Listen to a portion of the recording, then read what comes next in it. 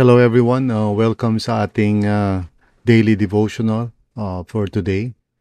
Ang title po ng ating devotional ay When Pain Points to Glory. So this is yours truly, si Pastor Bong Bailon of Real Life Christian Communities. And once again, ako po ang magbibigay ng devotional natin for this week. I do hope na na-appreciate nyo in the past na wala ako dito sa Pilipinas, and the other pastors have been the ones giving exhortations on a daily basis. So I hope you would appreciate each one of our pastors and interns and just thank them for their work in the gospel. So patuloy po tayo ngayon. This time ako naman po ang magbibigay ng devotional. So like I said, ang title po ng ating devotional ay When Pain Points to Glory. At ang ating text is from Romans 8 verse 18. Basahin muna natin, then we'll pray. Sabi ni Apostle Paul, I consider that our present sufferings are not worth comparing with the glory that will be revealed in us. So tayo po ay manalangin. Father, maraming salamat Panginoon na ang mga nangyayari sa buhay namin ay hindi lamang parang random accidents, but instead, O Lord, you have a great purpose for it all, and you are sovereign. Help us, Lord, to not just look at the circumstances ng buhay namin, not just focus on the things that are wrong, but really help us, Panginoon, na mag-respond in faith. Lalong-lalo na when things are not going well and we feel in our bodies siguro or in our hearts or minds yung anxiety or intention. Help us to remember, Lord God, that we serve a living God who loves us and who cares for us, and that we are not alone. Di po kami nag-iisa dahil kapiling ka namin, Panginoon. So, tulungan mo nawa po kami, Lord, especially at this time as we come together in these daily devotions, na makinig kami sa iyong Holy Spirit at matuto kami, Panginoon, to rely on you. For you, Lord Jesus, have overcome the world. So nawa itong magsilbi sa amin ng hope and inspiration each and every day as you help us through your Holy Spirit to become more than conquerors, Panginoon. So maraming salamat po muli. Thank you, O Lord God, in Jesus' name. Amen and amen. So this month po, beginning last Sunday, ay nagumpisa na po tayo ng panibagong series natin entitled Clarity Amidst the Chaos or In the Chaos. Gusto nating pag-usapan yung tanong na how do we respond, no? Sa gitna ng mga chaos and kaguluhan, kapigatian, trouble of all kinds, and not just to react emotionally to it, but really to respond faithfully to it, no? And by God's grace, we can do this through the Holy Spirit who lives in us. Now, to really talk about it or to introduce itong theme nito for the month of November, I said we are going to review Romans 8, especially verses 18 all the way hanggang matapos, verse 39. And we're going to devote 2 Sundays to really talk about that as a way of really thinking about what's going on sa mundo natin, sa buhay natin, whether in terms of our country or maybe personally, sa buhay natin. Mga nangyayaring mga bagay-bagay that of course, we don't want, no? Di natin gusto yan. Mga trials and testings, mga painful experiences. At ito yung nagkukos sa atin anxiety, ng fear, ng all sorts of negative emotions.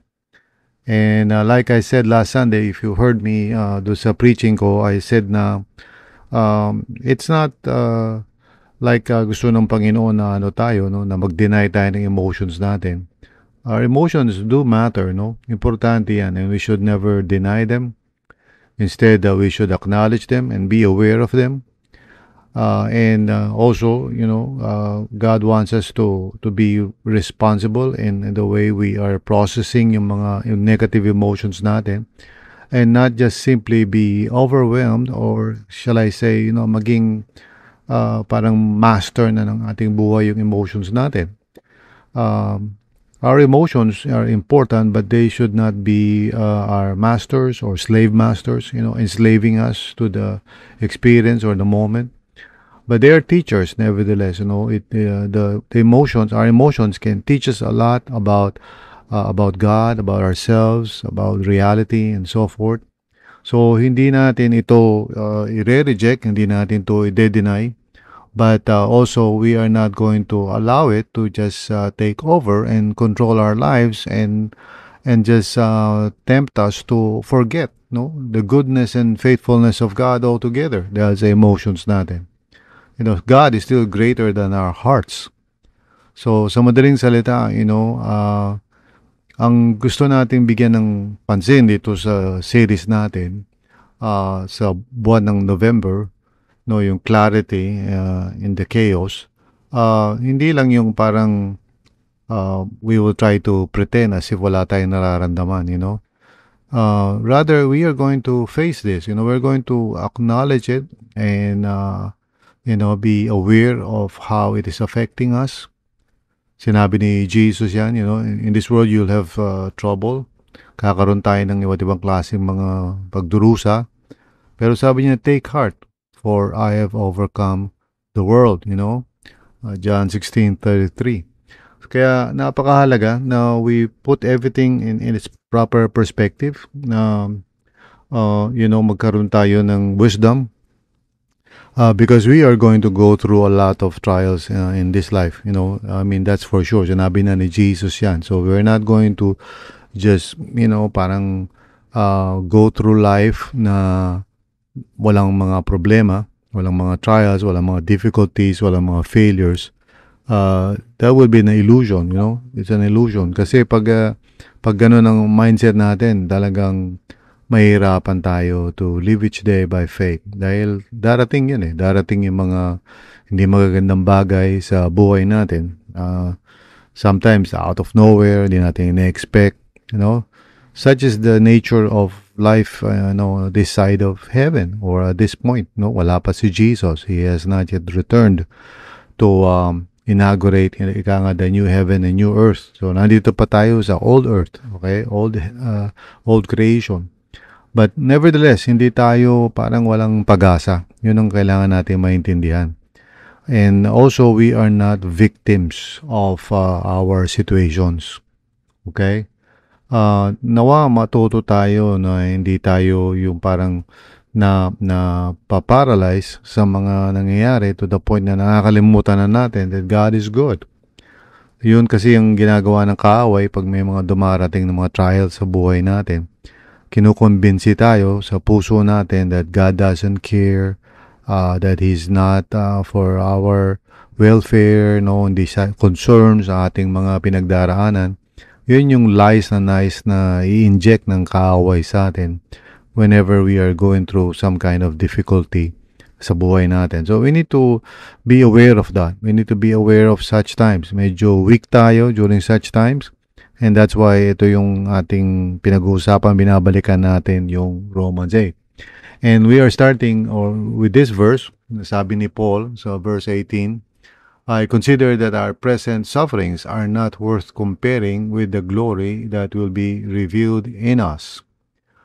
Basahin natin yung explanation na nilagay ko. Paul reminds believers that present suffering, no matter how painful, is temporary compared to the eternal glory God has prepared for us. The context of Romans 8 shows that Paul is encouraging the church to hold on to hope even amid persecution, because God's plan is moving toward full redemption.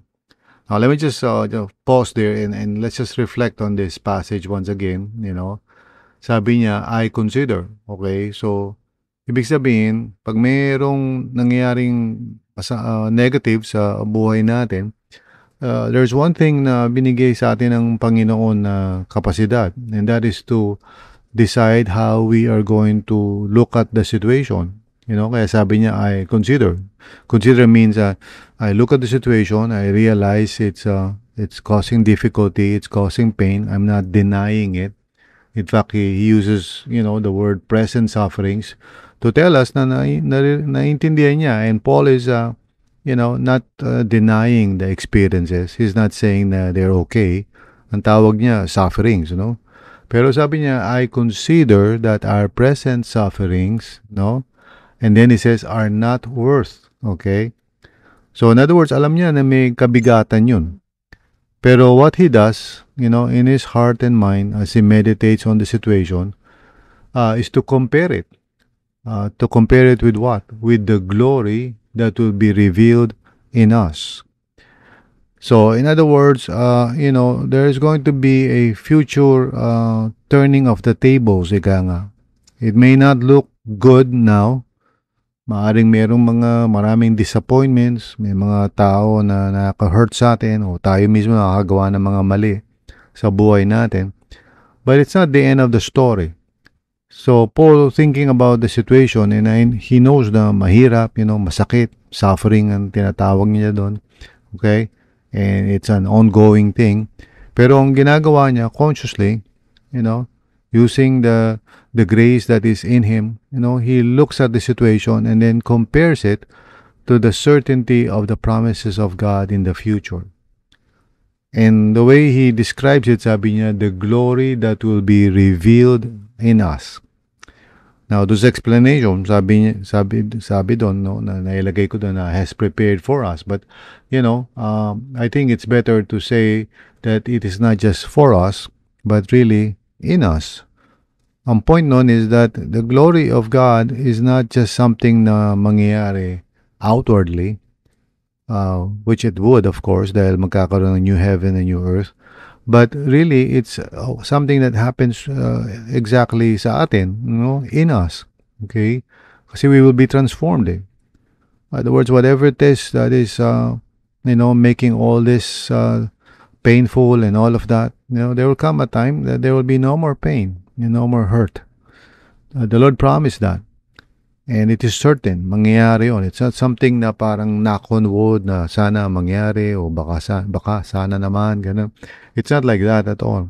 Paul is putting his hope in the promises of God in His Word and in about the future. So, ganun din sa atin, no? Basahin natin yung reflection and application sa ating daily devotional, no? When you're overwhelmed by pain, it's easy to believe that it will never end or it is the end of the story, siguro, if we may say it like that, no? But God invites you to lift your eyes beyond the moment. So this is your choice. This is my choice. We can wallow in self-pity. Bakit naman? Kasi, Lord, why? Or we can lift our eyes to the Lord, no? To see that every hardship is shaping you for something glorious. And I like that, no? Shaping you. May ginagawa si Lord sa atin. We are becoming a certain kind of person as we process yung mga nangyayari from God's perspective rather than from our limited perspective. You see, we are always being formed. No? We have been formed already by the time we meet Jesus as our Savior and Lord. At yung formation na magpapatuloy from then on could either be reformation, in other words, in Christ, mababago yung ating puso't isipan. There will be a renewing of our minds, diba? Transformation of our character. Or it will just be a continuation of our previous formation. So, every time na merong nangyayaring negative sa buhay natin, of course, ang response natin would be according to how we have been formed so far. Pero we can ask God for His grace and say, Lord, itong difficulty na to, mahirap, masakit, na overwhelm ako, it's so painful. But I know this is not the end of the story. God is working out His grace sa buhay natin. And it would ultimately result in our glory. In other words, we will be revealed as God's people in time. Darating yung araw na yun. Although for now, we suffer just like everyone else. Okay? So, in other words, sinasabi ni Apostle Paul na for the believer, for the Christian, hindi lang siya victim ng circumstances. Meron siyang option to consider or maybe reconsider kung ano yung nangyayari from a different perspective, not just in terms of parang ako, me, and my poor self, wawa naman ako. I can look at it that way. I can consider the situation na parang, Lord, nasan ka na, iniwan mo ko. I can look at it that way. I can consider the situation as parang kawawa naman ako, or maybe I need to do something to help myself. I can do all of that. It's part of the arsenal of options na meron ako as a human being. But I'm a Christian and a follower of Jesus. And I have been called, I have been justified, I have been redeemed by the blood of Christ. I have another option, and that is to reconsider yung situation na yun in light of God's promises. It may not be easy. Di ko sinasabi na parang ganun lang kasimple yun. It may be a struggle, and indeed, maybe merong proseso talaga yan. You're working it out. And I like what I heard one time doon sa huling retreat na inatinan namin ni PJ, yung natutunan ko na walk it out. Ay, ibig sabihin ng walk it out, no? Hindi lang basta work it out, but walk it out. Ibig sabihin, I walk with Jesus through it. I walk with the Lord through it, no? I let the Lord, accompany me. No, that's why pag may painful experience tayong pinagdaraanan, the best thing really to do is to come before the Lord and to seek empathy from Him. No? Sometimes we talk with another person, an ambassador of Christ, like a spiritual companion or spiritual director, para we can process it, para we can see or reconsider yung situation, not just in the light of parang present circumstances, not just based on nararamdaman ko, but going beyond that and asking, Lord, what have you said concerning these matters in your word? Ano ba yung sinasabi mo? Help me to see it from your perspective and to find my hope in you. Yun yung bagay na tinitrain tayo ng Panginoon. Our faith is not just parang, something in the future, but a reality that we hold on each and every day as we go through various kinds of difficulties in our life. So finally, yung question for reflection, what current struggle can you begin to see as part of God's greater purpose for your glory? Wow, diba? That's a challenging question. But reflect upon it, okay? Pag may nangyayaring negative sa buhay mo, causing you anxious thoughts and negative emotions and painful emotions, are you just considering it from one point of view?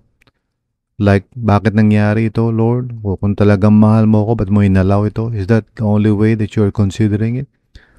Or are you stepping back and considering it from a larger point of view? Now, God is at work, okay? He may permit something and you may not understand it, okay? There are many reasons why things happen. And it's never parang God is the one who is causing it, but rather He has created the universe in such a way na may mga cause and effect. Merong mga nangyayari because certain things are done either by us or by other people or whatever. Not necessarily dahil ginusto ng Panginoon yun. But He has a greater reason why He permits sufferings in this life, because He has purposed for us, He has determined and predestined us to be conformed to the image of Christ. We'll talk more about that later. Pero anyway, yun ang point of view natin, when pain points to glory. So yun ang siguro pwede natin pag-isipan. How does this pain that I'm going through right now help me to reassess and to see God's greater and glorious promise for the future? Maybe I can reconsider it in that light. Amen? So tayo po ay manalangin. Father, maraming salamat po, Lord, for this first day of our devotions. And I pray na you would speak to us and you would help us na hindi lang basta mag-react sa mga nangyayari and not to deny our emotions, oh Lord. You don't want us to do that. But to process and to work out our emotions as we walk with you, Panginoon, each and every day. Thank you, Lord, na hindi kami kinakailangan maging victims ng mga nangyayari, but we can be more than conquerors by your grace alone. So, Lord, tulungan niyo po kami, Panginoon. especially if there are people right now listening na nag-go through ng mga trials and difficulties sa buhay nila. Lord, help each one of us to really look up and reconsider the situation in light of your promises, Panginoon. At wag lang namin tingnan yung present difficulty or pain as it is. Maraming salamat, Panginoon. In Jesus' name, amen and amen. So thank you very much for listening. I hope na, well, you would share this podcast to others. And if you have time, discuss it with some friends or loved ones or family members. Pag-usapan nyo, reflect upon it, and let the Word of God dwell richly in your heart. God bless you, and thank you for listening.